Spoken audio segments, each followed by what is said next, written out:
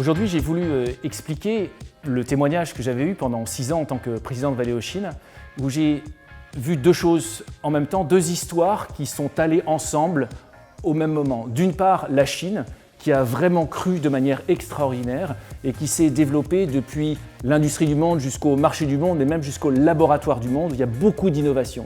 Et d'un autre côté, Valeo, qui en même temps s'est développé énormément dans le pays, aussi bien en termes de production avec ses clients locaux et internationaux, mais aussi beaucoup en innovation. On a développé énormément nos centres de recherche sur place, nos innovations de la Chine pour la Chine.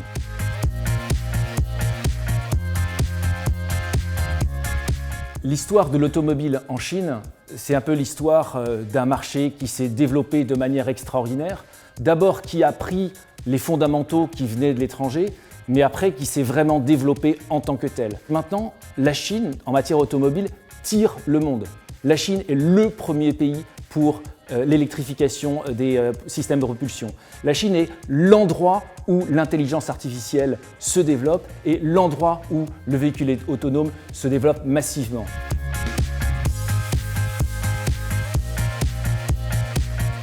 Ce qui est extrêmement fort en Chine aujourd'hui, c'est cet appétit d'innovation, cet appétit d'avoir quelque chose de nouveau. Peut-être dans d'autres régions du monde, les gens sont nés avec des voitures et donc un petit peu peur de la voiture autonome, de la voiture électrique, qu'est-ce qui va se passer?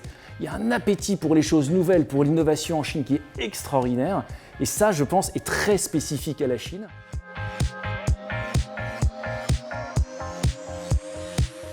La Chine, c'est le pays de l'innovation, notamment pour l'automobile. C'est le pays qui aujourd'hui tire vraiment le véhicule électrique, le véhicule hybride. C'est le pays qui tire l'intelligence artificielle à un point extrêmement puissant qui va jusqu'à la voiture autonome. C'est le pays où le consommateur est encore plus ouvert à cette innovation, où les politiques publiques poussent encore plus les entreprises à aller de l'avant dans ces domaines-là. C'est ce que nous, on a fait aussi. On a investi massivement en Chine parce que c'est le premier marché du monde, parce que c'est là qu'est la croissance, mais aussi parce que c'est là que se développent les technologies du futur. C'est là que nous avons développé le premier 48 volts au monde avec JAC. C'est là où nous avons développé les voitures autonomes et un certain nombre de technologies pour la Chine, évidemment d'abord, et puis après pour le reste du monde.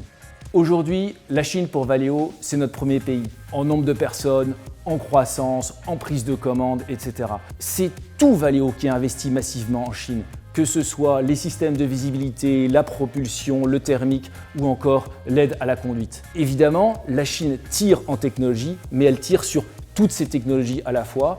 C'est une opportunité extraordinaire pour l'ensemble de l'industrie automobile et évidemment pour Valeo en particulier. Je suis vraiment fier d'avoir fait partie de cette aventure pendant 6 ans. L'aventure continue, elle continue pour la Chine, elle continue pour Valeo.